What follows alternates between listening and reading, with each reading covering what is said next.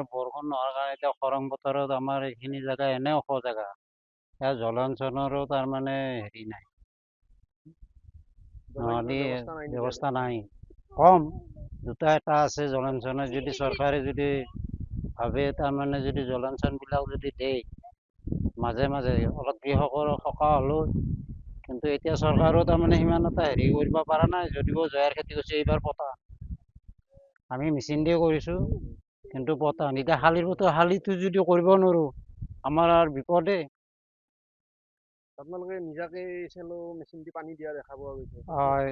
নিজাকৈ কিছুমানে বহাই লৈছে, যাৰ আৰু অভাৱ সেইবিলাকে ক'ত পাব।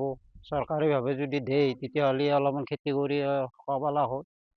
আৰু আপোনালোকৰ ধৰক মূল ইনকামৰ পথ আমাৰ খেতিয়ে, আমাৰ এটা কৰ্মচাৰী নাই, চৰকাৰী চাকৰিয়াল নাই, গোটেই হাজিৰা কামলা কৰা মানুহ। কিবা কাৰণত যদি খেতি কৰিব নোৱাৰে বিপদেই মানুহখিনি। আপোনালোকৰ ইয়াতে কিমান মান ধৰক মাটিত খেতি কৰা যায়? এই বহু মোটামুটি 700-800 বিঘা মাটি দুয়োখন পথাৰত, তাৰমানে জলসিঞ্চনৰ তাৰমানে হেৰি নাই, ব্যৱস্থা নাই। আৰু আপোনালোকৰ ইয়াত আৰু কৃষক আছে? আছে, বহুত আছে, তাৰমানে চবে খেতিৰে তাৰমানে মানুহ, গোটেইখিনি খেতি নকৰিলে উপায় নাই।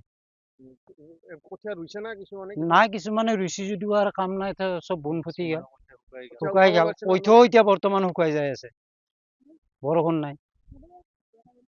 খেতি কৰিব পৰা নাই, এতিয়া জলসিঞ্চন বিভাগৰ পৰা এতিয়া কিবা ব্যৱস্থা কৰি দিলে ভাল আছিল। আমাৰ এইবিলাক পথাৰত মানুহখিনি খেতি কৰি যে অলপ ইনকাম কৰিব পাৰিলে হয়। এতিয়া বৰ্তমান যিবিলাক ৰুইছে সেইবিলাকো চব শুকাই গৈছে, এইবিলাক মেচিনেদি পানী দি থৈ দিছে, চেলো মেচিন বহি কেনে। খৰচাটো বেছি হৈ যায়। এতিয়া জলসিঞ্চনৰ পৰা এটা আপোনাক মেচিন কিবা এটা ব্যৱস্থা কৰি দিলে আমাৰ ভাল আছিল পাব্লিকৰ। আৰু আগৰ বছৰত ধৰক এনেকুৱা সময়ত কিমান মান পানী হয় এইবিলাক? আগতেতো ইয়াত বহুত পানী হয়, এককাল পানী হয় এইবিলাক চব শুকাই আছে জেগাবিলাক।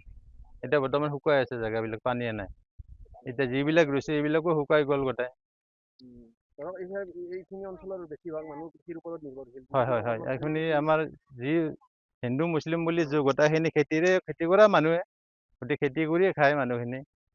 এতিয়া বৰ্তমান মানুহখিনি চব ব্যৱস্থা বেয়া হৈ গৈছে এতিয়া। ধৰক আমাৰ এইখিনি বিশেষকৈ খিলঞ্জীয়া মানুহে, হয়, চব খিলঞ্জীয়া মানুহে হয়, খিলঞ্জীয়া মানুহে হয় এইখিনি।